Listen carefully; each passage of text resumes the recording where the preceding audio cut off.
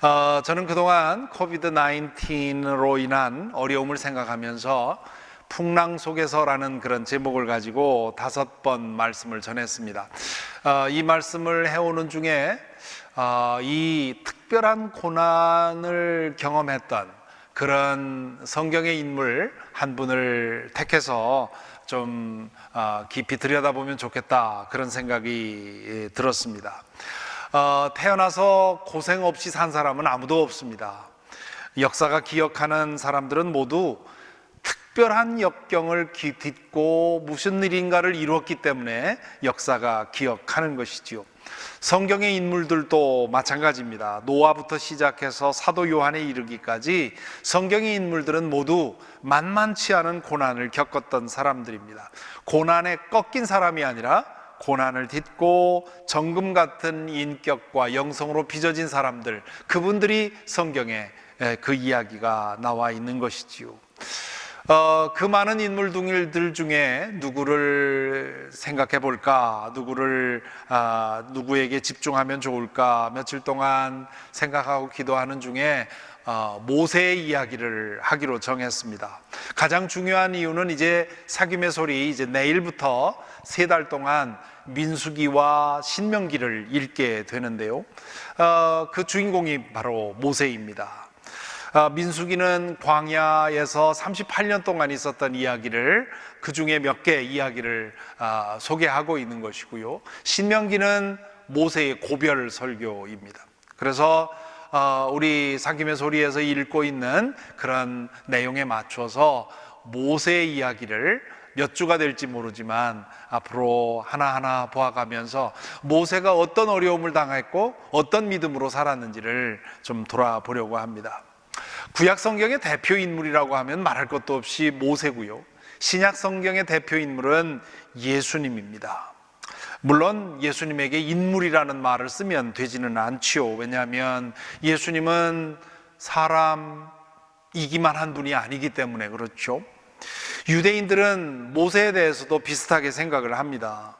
우리 그리스도인들이 예수님에 대해서 생각할 때 그분은 우리랑은 차원이 달라, 그렇게 생각을 하지 않습니까? 마찬가지로 유대인들도 모세에 대해서는 그 모세를 신으로 생각하지는 않지만 우리랑은 전혀 차원이 다른 사람이라고 생각을 하지요. 누군가를 두고 저 사람은 나와 차원이 달라, 그 말을 뒤집으면 뭡니까? 나는 저 사람처럼 될 수 없어, 그런 뜻이 되어버립니다. 성경을 읽으면서 가장 조심할 생각이 바로 이 생각입니다.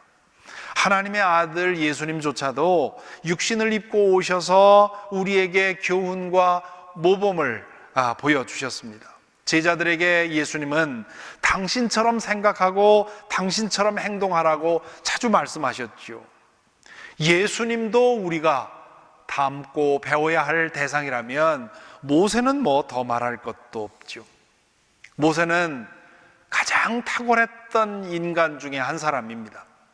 남들이 다 은퇴할 나이인 80세에 새로운 커리어를 시작을 해서 40년 동안 이스라엘 백성들을 이끌고 가나안 땅까지 가지 않았습니까? 인간적으로 보더라도 대단한 사람이지요. 게다가 이 모세는 인류 역사상 하나님을 가장 가까이 체험했던 사람입니다. 아주 깊은 영적인 인물이지요. 하지만 모세도 우리와 같은 사람이었습니다. 저와 여러분이 가지고 있는 죄성과 연약함을 그도 가지고 있었습니다. 모세가 위대하고 강하고 영적으로 깊은 사람이 된 이유는 저와 여러분이 가지고 있는 이런 죄성과 연약함을 가지고 있지 않기 때문이 아니라, 그럼에도 불구하고 그 자리에 이른 것이지요. 그 점에서 우리는 모세의 이야기를 읽으면서 우리 자신을 좀 돌아볼 필요가 있습니다. 오늘 우리는 모세의 탄생 이야기를 읽었습니다. 때는 7년의 흉년을 피해서 야곱의 가족 70명이 이집트로 이주한 후에 400여 년이 지났을 때의 일입니다. 이민의 삶이라는 것이 이렇습니다. 여러분도 아마 대부분 그러시리라고 생각을 하는데, 처음부터 타국의 뼈를 묻을 생각을 하고 이민하는 사람은 많지 않습니다. 공부 끝날 때까지만, 혹은 기반을 잡을 때까지만, 혹은 아이들 교육할 때까지만 뭐 그렇게 생각하고 이민을 오는 사람들이 대부분입니다. 저도 2002년에 두 번째 미국 생활 시작할 때 처음에는 아이들 대학 갈 때까지만 생각을 했습니다. 그리고는 아이들이 대학 입학하고 나서는 아이들이 졸업할 때까지는 있어야 되겠다 생각을 했고요. 그리고 이제 아이들이 결혼하고 이렇게 되니까 이 땅에서 뼈를 묻어야 되겠구나, 이제 그렇게 생각을 하는 거죠. 야곱의 가족이 그랬습니다. 흉년만 피할 생각이었는데 차일피일 미루다가 결국 400년 동안 대를 이어가며 이집트에 머물게 된 것이지요. 하나님께서 아브라함에게 주신 가나안 땅에 비해서 이집트는 너무도 비옥하고 풍요로웠습니다. 게다가 요셉을 존경하는 이집트의 통치자들의 호의로 인해서 이스라엘 백성은 아무 걱정 없이 당시의 대강국이었던 이집트의 호의를 받아가면서 편안하게 살 수 있었습니다. 여기서 우리는 풍요와 안전이 영적으로 얼마나 위험할 수 있는지를 보게 됩니다. 이스라엘 백성은 이집트에서 풍요와 안전을 즐기는 동안에 그들의 조상 아브라함이 하나님께로부터 받은 약속과 소명을 까맣게 잊어버립니다. 아브라함은 풍요와 안전을 버리고 하나님이 부르시는 곳으로 따라 나왔는데 그로 인해서 여러 가지 위험과 유혹과 고난을 당했습니다. 그는 안전하고 편안한 자리보다는 하나님의 뜻을 따라 살아가는 고생스러운 삶을 아브라함은 더 원했던 것이지요. 그런데 그의 후손들은 가난과 불편이 싫어서 하나님의 소명을 외면하고 풍요와 안전을 택한 것입니다. 아브라함을 갈대아 우르에서 불러내신 하나님은 왜 그의 자손들이 400년 동안 이집트에서 그냥 머물러 살도록 내버려 두셨을까요? 제가 하나님의 마음을 다 안다고 할 수는 없지만 적어도 한 가지 짐작되는 것이 있습니다. 비록 그들이 이집트에 눌러 앉기로 한 것은 그들의 죄 때문이지만 그들의 죄된 선택으로 인해서 70명의 가족이 400년 후에 20세 남성만 600만 명이 넘는 거대한 민족으로 불어나게 됩니다. 만일 그들이 그 흉년을 끝내자마자 가나안 땅으로 돌아갔다면 외적들과의 지속적인 그런 전쟁으로 인해서 400년 후에 60만 명은 고사하고 아주 작은 부족 국가로 남아 있었을 것입니다. 하나님이 하시는 일이 이렇게 비밀스럽습니다. 그분은 인간에게 자유의지를 주셨기에 그 자유의지로 죄악을 선택하더라도 때로 그냥 내버려 두시지요. 물론 죄된 삶으로부터 돌아서도록 하나님은 우리를 지속적으로 부르고 흔들고 깨우십니다. 하지만 끝내 죄악을 고집하면 그대로 내버려 두십니다. 인간이 죄악을 선택했다고 해서 하나님의 계획이 틀어지는 법은 없습니다. 하나님은 인간이 선택한 악한 선택과 선한 선택을 모두 묶어서 당신의 뜻을 이루시기 때문입니다. 400년쯤 지났을 때 이스라엘 백성에 대한 이집트 왕들의 태도가 변화되기 시작합니다. 요셉의 이야기는 먼 옛날의 신화가 되어버리고 왕실은 이스라엘 백성의 급속한 인구 증가에 대해서 경계하기 시작을 하는 거지요. 이집트 왕실은 이 이스라엘 이민족을 억압해야 될 필요성을 느낍니다. 그래서 여러 가지 정책을 써서 인구를 억제하려고 하죠. 그런데도 안 되는 겁니다. 상황이 어려워지자 이집트 왕실에서는 최후의 수단을 사용을 합니다. 남자아이들은 모두 나일 강물에 던져 악어의 밥이 되게 했던 것이지요. 이스라엘 백성은 왜 자신들에게 이런 비극이 닥치는가 싶었을 것입니다. 이 상황에서 많은 사람들이 하나님께 간절히 구원을 호소했을 것입니다. 그런데 하나님은 아무 일도 하지 않으시는 것 같습니다. 그러는 동안에 아들을 잃고 비통해하는 어머니들의 수는 점점 늘어갑니다. 왜 하나님께서는 이스라엘 백성의 그 비통한 통곡과 호소에 묵묵부답이셨을까요? 이집트 정권의 그 악행을 하나님은 왜 그냥 두고 보셨을까요? 그분에게는 계획이 있으셨기 때문입니다. 이제 이스라엘 백성을 다시 가나안 땅으로 돌아가게 할 때가 된 것입니다. 그들은 이집트에서의 풍요와 안전에 너무 깊이 물들어 있어서 제 스스로 결단하고 돌아갈 수가 없었습니다. 그냥 두면 이집트에서 두고두고 살게 되었겠지요. 하나님께서는 이스라엘 이 이집트 왕실의 그 악한 선택을 사용해서 이스라엘 백성을 가나안 땅으로 억지로 밀어내고 계신 것입니다. 이 와중에 모세가 태어납니다. 오늘 읽은 말씀은 레위 지파에 속한 한 남자가 같은 지파의 한 여자와 결혼하는 이야기로 시작을 하죠. 출애굽기 6장 20절에 보면 그 남자의 이름은 아므람이고 그 아내 이름은 요게벳입니다. 그들이 모세를 낳기 전에 이미 아들 하나를 낳고 딸을 낳았습니다. 그 아들은 나중에 제사장이 되는 아론이지요. 딸의 이름은 미리암입니다. 아론은 히브리 남자아이를 모두 학살하라고 하는 명령이 내려지기 전에 태어난 아이였을 것입니다. 모세가 아직 뱃속에 있을 때 아므람과 요게벳은 여자아이가 태어나기를 간절히 기도했겠죠. 하지만 낳고 보니 달고 나지 말아야 할 것이 눈에 보입니다. 이제 이 아이는 나일강에 던져져서 악어밥이 될 운명이었습니다. 하지만 그 어머니 요게벳은 그렇게 할 수가 없었습니다.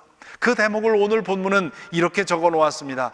그 여자가 임신을 하여 아들을 낳았는데 그 아이가 하도 잘생겨서 남이 모르게 3달 동안이나 길렀다. 여기 보면, 얼른 보면 어머니 요게벳이 모세를 3달 동안 숨어 기른 이유가 너무 잘생겨서 그랬다, 그렇게 볼 수가 있습니다. 세상에 엄마 눈에 잘생기지 않은 아들이 어디 있던가요? 갓 태어난 아이가 생기면 얼마나 잘생겼다고 이렇게 얘기를 했겠습니까? 할아버지가 되면 마치 자기 손자 혹은 자기 손녀가 제일 잘생긴 것처럼 자랑하는 사람들이 있지요. 우리 교회도 그런 할아버지들이 몇이 계십니다. 그중 한 분은 주일마다 제 사무실 앞 입구에 서 계십니다. 아무 말도 하지 않고 그냥 벙긋벙긋 웃고 계세요. 그 왜 그러시냐고 하면 핸드폰을 꺼내서 손자와 손녀 사진을 보여주십니다. 손녀는 너무 예쁘고 손주나 손자는 너무 잘생겼다는 겁니다. 제가 보기에도 정말 그렇긴 합니다. 하지만 그 조그만 얼굴이 예쁘면 얼마나 예쁘고 잘생기면 얼마나 잘생겼겠습니까? 그분이 계속 그러셔서 나도 손녀가 태어나면 맞짱을 떠야 되겠다 생각을 했는데 손녀가 태어나자마자 셧다운이 돼가지고 그분을 만날 수가 없습니다.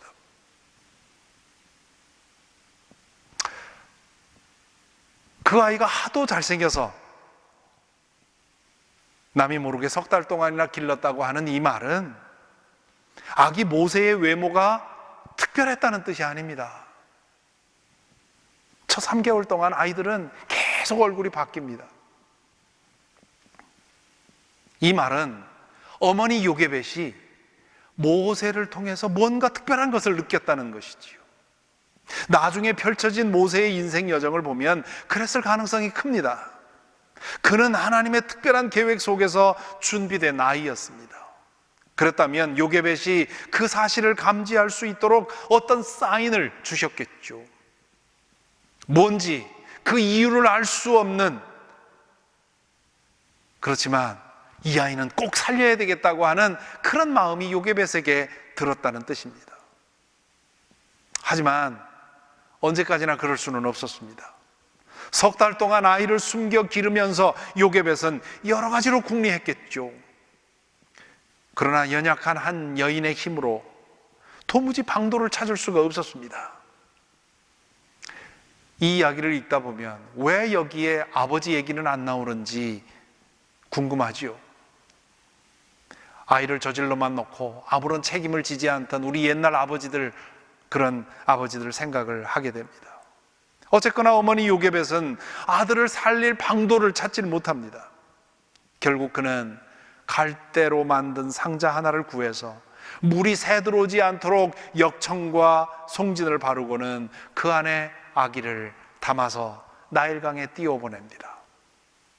성경 저자는 이 대목을 아무 감정 없이 담담하게 적어놓고 있는데, 사실 이 장면을 생각하면 눈물 없이는 읽을 수가 없습니다. 인간적으로 생각한다면 몇 시간이 되지 않아서 악어밥이 될 가능성이 99.9%인 이런 일을 지금 이 요게벳이 하고 있는 겁니다. 요즘 많은 사람들이 좋아하는 찬양 중에 요게벳의 노래라고 하는 찬양이 있습니다. 염평안이라는 분이 지은 노래인데요, 그 가사가 이렇습니다. 이 요게벳의 마음을 아주 잘 표현해 놓고 있습니다. 작은 갈대 상자, 물이 새지 않도록 역청과 나무 진을 칠하네. 어떤 마음이었을까?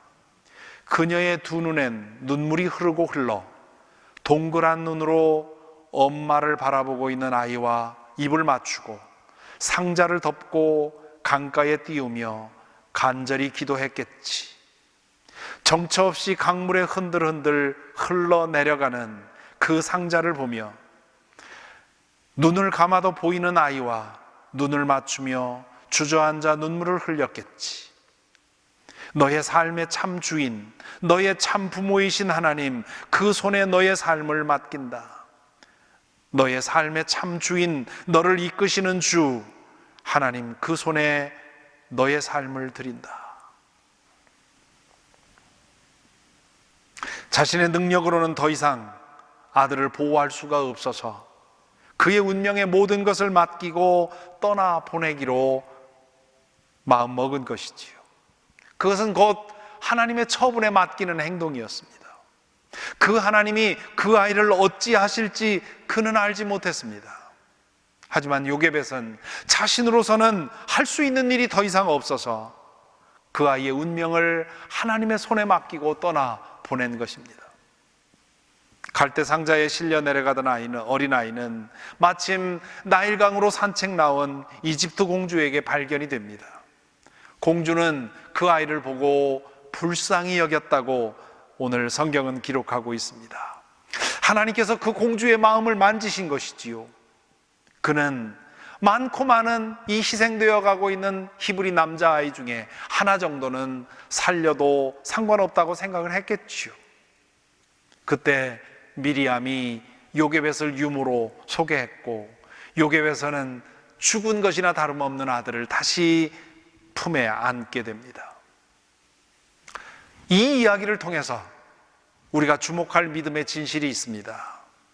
우리가 믿는 하나님은 알 수 없는 하나님이고, 믿는다는 것은 알 수 없는 그 하나님에게 우리의 삶을 맡기고 살아가는 것이라는 것입니다. 우리가 믿는 하나님은 알 수 없는 분입니다. 그분은 너무나 크시고 우리는 너무나 작기 때문입니다. 우리가 그분에 대해서 알 수 있는 것은 그분이 계시해 주는 만큼밖에는 알 수가 없습니다. 우리가 너무 작기에 거대한 우주를 다 알 수 없는 것처럼 온 우주를 품고 계신 하나님에 대해서 우리는 너무도 작은 부분만 알고 있습니다. 그래서 예수 그리스도를 통해 우리에게 필요한 만큼 하나님에 대해서 계시해 주신 것이지요. 그뿐만 아니라 우리는 하나님의 계획과 그분의 뜻, 그리고 그분이 하시는 일에 대해서 알 수가 없습니다. 어린 자녀가 부모의 계획을, 부모의 생각과 행동을 다 알 수 없는 것처럼 우리는 보고 느끼고 생각하는 것이 제한되어 있어서 하나님의 그 거대한 뜻과 계획을 알 수가 없습니다. 신심 깊은 이스라엘 사람들은 400여 년 동안 하나님께서 아무 행동도 하시지 않으시는 것으로 인해 얼마나 답답했겠습니까? 새로 태어난 아들을 잃은 부모들이 비통하게 울부짖으면서 하나님을 얼마나 원망했겠습니까? 요게벳은 3개월 동안 아들 모세를 살릴 궁리를 하면서 하나님에게 얼마나 부르짖었겠습니까? 그런데 하나님은 그 모든 절규에 묵묵부답인 것처럼 보였습니다. 많은 사람들은 그 침묵의 기간에 믿음을 내려놓았을 것입니다. 하나님은 존재하지 않거나 존재한다면 무능하거나 무능하지 않다면 무관심하기 때문일 것이라고 결론을 내렸습니다. 그런 하나님이라면, 이 셋 중에 어느 하나라도 맞는다면, 그런 하나님이라면 믿을 이유가 없었던 것이지요. 나중에서야 하나님은 존재하지 않는 것도 아니고 무능한 것도 아니고 무관심한 것은 더더욱 아니라는 사실이 드러납니다. 나중에 보겠지만 모세가 80세가 되어서 하나님의 부름을 받았을 때 모세에게 하나님은 이렇게 말씀하십니다. 나는 이집트에 있는 나의 백성이 고통받는 것을 똑똑히 보았고 또 억압 때문에 괴로워서 부르짖는 소리를 들었다. 그러므로 나는 그들의 고난을 분명히 안다. 이제 내가 내려가서 이집트 사람의 손아귀에서 그들을 구하여 이 땅으로부터 저 아름답고 넓은 땅, 젖과 꿀이 흐르는 땅, 곧 가나안 사람과 헷 사람과 아모리 사람과 브리스 사람과 히위 사람과 여부수 사람이 사는 곳으로 데려가려고 한다. 하나님께서 다 보고 계셨다는 말입니다. 그런데 왜 즉시로 행동하지 않으셨습니까? 그분에게는 따로 계획이 있었기 때문입니다. 우리로서는 짐작도 할 수 없는 계획을 가지고 계셨습니다. 그 계획을 안다면 지금 당하는 고난을 견딜 수 있습니다. 문제는 우리가 하나님의 계획을 알지 못한다는 데 있습니다. 그렇기에 우리가 할 수 있는 유일한 대안은 그냥 하나님을 믿고 의지하는 겁니다. 그분이 가진 계획을 자세히 알 수는 없지만 지금 내가 당하는 고난도 그분의 계획 안에 있음을 믿고 그분을 의지하고 눈 질끈 감고 따라가는 것이지요. 그렇기 때문에 믿는다는 것은 알 수 없는 하나님을 의지하고 따라가는 것입니다. 오늘날 많은 사람들이 기독교 신앙에 대해서 오해하는 것 중에 하나는 모든 것을 이해해야만 믿을 수 있다고 하는 생각입니다. 하나님에 대해서도 내가 이해해야만 믿을 수 있다고 생각하지요. 하나님의 뜻과 하나님의 계획에 대해서도 내가 미리 알고 이해하지 않는 한 나는 그 뜻을 따라갈 수 없다. 내 뜻대로 살겠다고 얘기를 합니다. 그것은 인간의 교만에서 나온 생각입니다. 만약에 하나님이 우리의 인간의 머리로 이해할 수 있다면 그건 더 이상 하나님이 아닙니다. 만일 우리가 다 알고 이해할 수 있다면 그건 하나님의 계획이 아닙니다. 내 계획이지. 기독교 신앙은 지적으로 이해하고 아는 것이 아니라 이해할 수 없는 하나님을 믿고 의지하고 보이지 않는 그분의 손에 맡기고 순종해서 하루하루 살아가는 것입니다. 그렇게 살아갈 때 간혹 멈추어서 되돌아보면 하나님께서 당신의 계획 안에서 내 삶을 인도하신 것을 발견하게 되는 것이지요. 의사이면서 영성 작가로 존경받아온 스위스 출신의 폴 뚜루니에라는 분이 있습니다. 많은 책을 저술한 분이지요. 그분이 모험으로 사는 인생이라고 하는 책에서 한 친구의 말을 소개합니다. 믿음이 좋았던 그 친구가 어느 날 기도를 마치고 일어나면서 자신에게 이렇게 말하더라는 겁니다. 나는 내가 할 일은 단지 백지의 하단에 서명하는 일이라는 걸 깨달았소. 하나님이 그 백지에 뭐라고 쓰시든 난 그대로 할 것이요. 내 인생이 계속되는 동안에 하나님이 이 백지 계약서에 뭐라고 쓰실지 모르지만 오늘 어쨌든 난 오늘 거기에 서명했어. 백지에 내가 여기에 쓰시는 대로 순종하겠다고 하는 것을 내용도 보지 않고 사인했다는 겁니다. 그게 신앙이라는 거죠. 이 일화를 전하면서 폴 트루니에 박사는 가장 가치 있는 일은 하나님의 인도를 따라 하루하루 사는 것이라고 얘기를 합니다. 그것을 폴 트루니에 박사는 모험이라고 말합니다. 왜 모험입니까? 하나님의 계획이 어떤지 모르기 때문입니다. 하나님이 나를 어디로 인도하실지 모르기 때문입니다. 그러면서도 그분을 따라 하루하루 살아가는 것이기에 모험입니다. 그런데 그 모험이 가장 가치 있는 일이라는 겁니다. 그러면서 기독교 신앙의 본질을 그의 책에서 이렇게 정리합니다. 우리 삶의 방향타를 진심으로 하나님의 손에 맡기고 그분께 삶의 방향을 의탁하며 우리가 혼자서 삶의 방향을 정할 능력이 없음을, 우리에 대한 하나님의 뜻을 분명히 깨달을 능력이 없음을 고백하고 하나님이 방향을 인도해 주시기를 간구하는 것, 그것이 기독교 신앙이다, 그렇게 말합니다. 모세가 태어날 즈음에 이집트에 살던 이스라엘 사람들 중에는 400여 년 동안 침묵하신 하나님에 대해 의심하거나 불신하는 사람들이 많았을 것입니다. 그들은 하나님이 없다, 혹은 하나님이 무능하다, 혹은 하나님이 무심하다면서 믿음을 내려놓았을 것입니다. 그들의 짧은 시기 안에 하나님의 손길이 보이지 않았기 때문입니다. 하지만 그들 중 여전히 하나님을 신뢰하고 그분을 의지하기를 포기하지 않는 사람들이 있었을 것입니다. 그들은 자신의 시기 안에 하나님의 손길이 보이지 않고 그분이 왜 침묵하시는지 도무지 알 수 없지만 그럼에도 불구하고 천지를 지으신 장 하나님께서 우주의 운행과 인류의 역사를 다스리고 계시다는 믿음을 내려놓지 않았습니다. 지금 내가 당해야 하는 고난이 무슨 의미인지 정확히 알 수는 없지만 자신의 인생이 알 수 없는 하나님의 알 수 없는 계획 안에 있음을 믿고 지금 당해야 하는 고난을 담당히 당해가면서 살아갔다는 것이지요.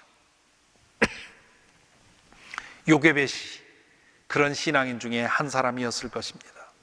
그는 하나님을 이해할 수 없었고 그분의 뜻과 계획을 알지 못했습니다. 그렇지만 그분이 계시다는 사실을 믿었고 그분이 여전히 우주의 운행과 인류의 역사를 다스리고 계심을 믿었습니다. 그분의 계획이 어떤 것인지는 몰랐지만 자신의 아기에게 특별한 계획이 있음을 믿었습니다. 그는 그 믿음으로 아기를 3달 동안 숨겨 키웠죠. 들키기라도 하면 온 가족이 죽어나갈 판이었습니다. 하지만 그는 그 위험을 끌어안았습니다. 그리고는 마침내 어쩔 수 없는 한계에 이르자 갈대 상자에 아기를 띄워보내는 모험을 선택합니다. 한 어머니로서 감당할 수 없는 아픔을 참으면서 그는 하나님께 이렇게 기도했을지 모릅니다. 하나님, 저는 제 일을 다 했습니다. 이 아이를 죽이든 살리든 이제 이건 하나님의 몫입니다. 알 수 없는 하나님의 계획을 믿고 그 아이를 나일강에 띄워 보낸 것입니다. 저에게는 요게벳의 심정을 어느 정도 짐작할 수 있는 경험이 있습니다. 제 어머니가 저에게는 요게벳이기 때문입니다. 저는 제 고향 당진에서 초등학교 4학년을 마치고 인천으로 유학을 갔습니다. 할머니와 함께 미리 거기서 공부하고 있던 제 삼촌과 형님 있는 곳에 합세한 것이지요.